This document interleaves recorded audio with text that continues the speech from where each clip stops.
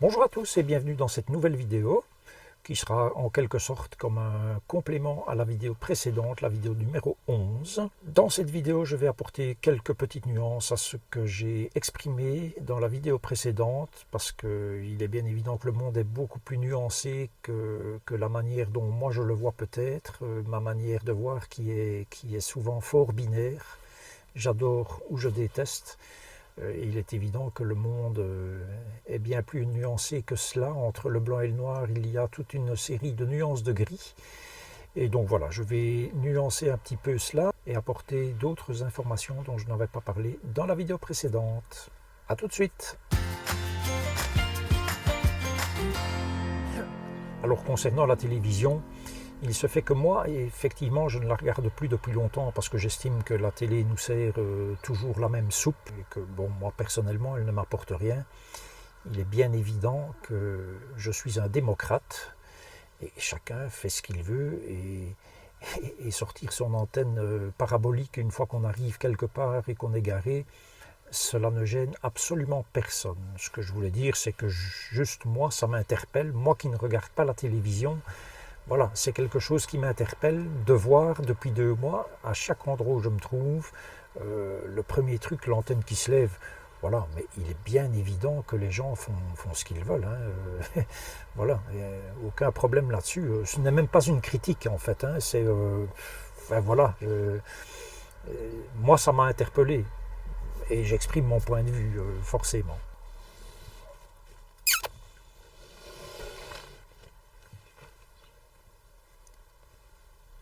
Concernant l'étalage de stores, de tables, de chaises, comme je l'ai dit dans plusieurs vidéos, moi je suis un légaliste, donc moi le store je ne l'ai jamais sorti, sauf une fois la semaine passée dans un camping. C'était d'ailleurs la première fois de ma vie que j'allais dans un camping, je vais en reparler un petit peu après.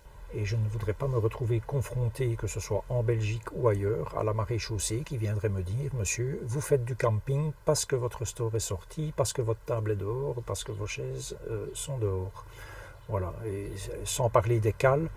Alors les cales, bon, là il y a des endroits où on ne peut guère faire autrement.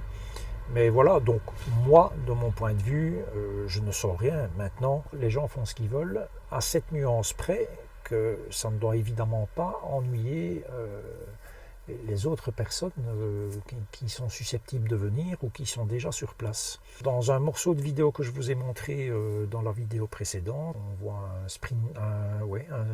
un sprinter Mercedes, je pense, hein, là où je parle des gens qui ont été coupés du bois. Ben, si vous regardez bien, ils prennent la moitié du parking, quoi, quasiment. Donc, quelqu'un qui arrive là, ben, de loin, puisque c'est une place qu'on voit déjà de loin, on se dit, ben zut, il n'y a pas de place. Et on doit chercher ailleurs, alors qu'on peut mettre à cet endroit-là 3 ou 4 véhicules si chacun fait un petit effort, quoi. Donc voilà, c'est ce que je voulais exprimer. Maintenant, si on se retrouve sur un spot en pleine nature qui a absolument personne, oui, pourquoi ne pas sortir le store voilà. Tout est une question de bon sens en fait, hein, ni plus ni moins.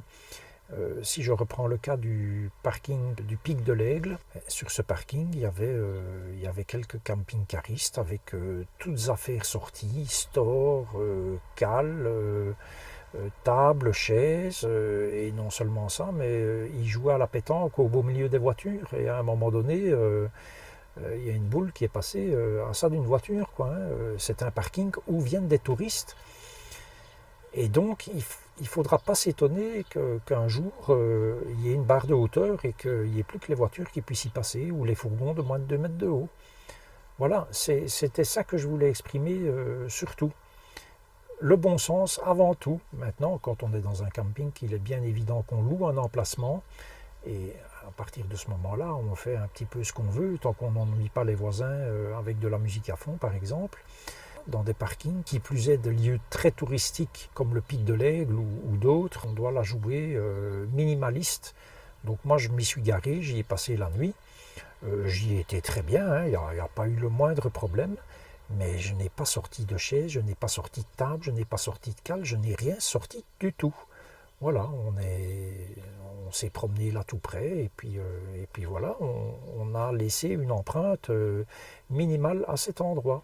Une chose dont je voulais parler, à laquelle je n'ai pas pensé au moment de faire ma vidéo, c'est l'AdBlue. Je me suis retrouvé avec un petit message, justement quand j'étais à Saint-Claude dans le Jura, donc c'est il y a 3 jours je pense, un message comme quoi le réservoir d'AdBlue allait être vide. Malheureusement, sur ce véhicule, on n'a pas de jauge, contrairement par exemple au Mercedes, pour reprendre un cas que je connais, dans mes classes V, il y avait une jauge d'AdBlue, donc on voyait à tout moment où on en était. Alors, il faut quand même garder à l'esprit que l'AdBlue, à un moment donné, si on ne refait pas le plein, le véhicule ne roule plus. Le moteur se met en mode sécurité, et puis à un moment donné, c'est fini, ça ne roule plus du tout. Les pompes d'AdBlue, j'ai beaucoup cherché. Heureusement, moi j'ai de toute façon toujours un bidon de 10 litres avec moi, donc j'ai remis les 10 litres. Et finalement, il se fait qu'à Saint-Claude, j'ai trouvé de l'AdBlue à la pompe, ce qui m'a donc permis de refaire le plein de mon bidon de 10 litres. Accessoirement, l'AdBlue en France, en tout cas à cet endroit-là, il était très peu cher, c'était de l'ordre de 44 cents du litre. En Belgique, je pense que c'est 66 actuellement. Et puis comme je pensais que le réservoir faisait 20 litres, je me dis je vais faire la pointe pour passer de 10 à 20 litres. Et puis non, en fait, le réservoir d'AdBlue dans ce véhicule, il doit faire 10-12 litres, pas plus. Et avec ça, j'ai fait environ 4000 km. C'est une consommation relativement importante. Mais bon, ce sont des véhicules qui roulent chargés aussi, donc bon voilà, pas de problème spécifique. Qu'est-ce qui m'a manqué pendant ce voyage? Eh bien, des bêtises, des tongs. En fait, je n'ai pas de tongs, en fait j'en ai, mais à la maison. Et eh bien, ça m'a vraiment manqué, surtout qu'on a quand même passé 2 nuits en camping. C'est le truc qui m'a manqué. Et autre chose qui m'a vraiment manqué, ça maintenant c'est pas quelque chose d'absolument obligatoire, mais c'est un petit bateau ou un kayak, genre kayak gonflable ou petit bateau gonflable, parce qu'on a quand même été beaucoup près de lacs ou de cours d'eau, et ça aurait pu être sympathique de pouvoir faire une petite balade en canot. Et donc, j'ai commandé un canot pneumatique, et comme je ne suis évidemment pas Rothschild, je pense que pour contrebalancer cette dépense, je vais faire l'impasse sur le marchepied pour lequel je n'ai toujours guère plus de nouvelles. Un dernier point dont je vais parler, c'est le Wi-Fi en camping. Les 2 campings qu'on a fait durant cette semaine, on les avait choisis parce qu'ils disposaient du Wi-Fi. Et puis il se fait que le premier camping, le Wi-Fi, oui, mais vous devez être près de la réception. Nous, on était garés quasiment en face de la réception, et même en s'approchant du bâtiment, le débit était digne de ce qu'on avait du temps du 3615.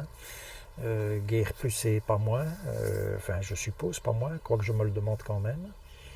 Et puis l'autre camping, là c'était un réseau ouvert, sans mot de passe, mais par contre on avait un login et un mot de passe pour pouvoir utiliser le Wi-Fi.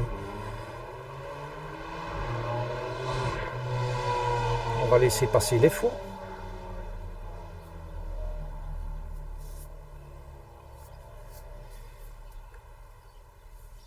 Et donc dans le second camping, le Wi-Fi était ouvert, mais on avait quand même un login et un mot de passe. Donc dès qu'on choisissait le réseau Wi-Fi du camping, là aussi, accessoirement, il fallait être près de la réception, autrement ça ne fonctionnait pas.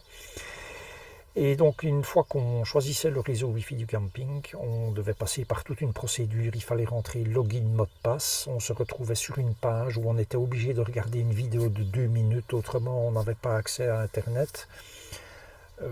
Et finalement le débit était tout aussi catastrophique que ce qu'on avait au premier camping. Donc ça, je trouve un peu dommage d'annoncer que le camping dispose du Wi-Fi alors que finalement c'est un Wi-Fi qui est totalement catastrophique. Et à ce camping-là, le deuxième, le login et le mot de passe ne pouvaient être utilisés que sur un seul appareil. Dès qu'on le mettait sur un autre appareil, donc moi j'ai mon smartphone, ma tablette et mon portable, et dès que je mettais les codes sur l'un ou l'autre appareil, ça déconnectait les autres. Voilà, un peu dommage, et donc je suis resté comme ça, sans faire mes mises à jour d'applications, etc. Après tout cela pouvait attendre, mais je dois faire très attention à mon forfait, Parce que contrairement à la France, en France, vous pouvez avoir des forfaits de 100 gigas pour 19 euros par exemple. Hein, j'ai vu ça. Je ne sais pas si en tant qu'étranger, on peut acheter des cartes SIM avec ce genre de forfait. Il faudra un jour que je me renseigne.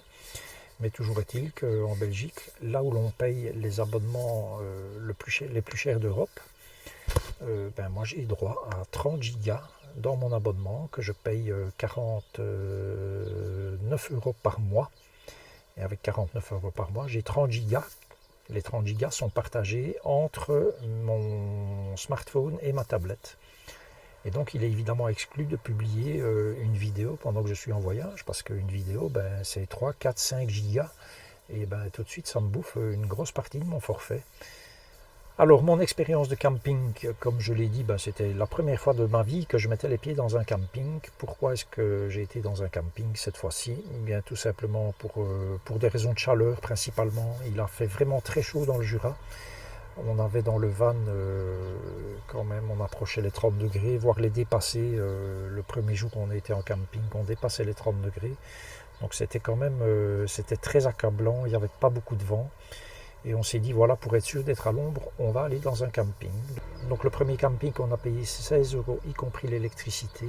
Et dans le second camping, où on avait été faire les services pour 4 euros 2 jours avant, on a payé 22,50 € pour la nuit, pour les services et pour l'électricité.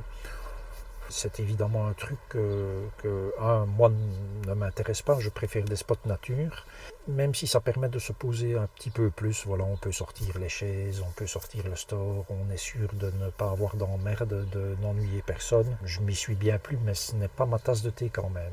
C'était vraiment pour des raisons de chaleur. Alors, vous ne l'avez pas vu pendant que je parlais, mais Gimli a pris l'habitude, quand je suis là, de passer par en dessous de la moustiquaire. Et donc il est venu, pendant que je vous parlais, il est venu s'installer sur mes genoux. Voilà mon petit Gimli, qui bien évidemment me manque quand je suis en voyage. Et il fait des gros ronrons.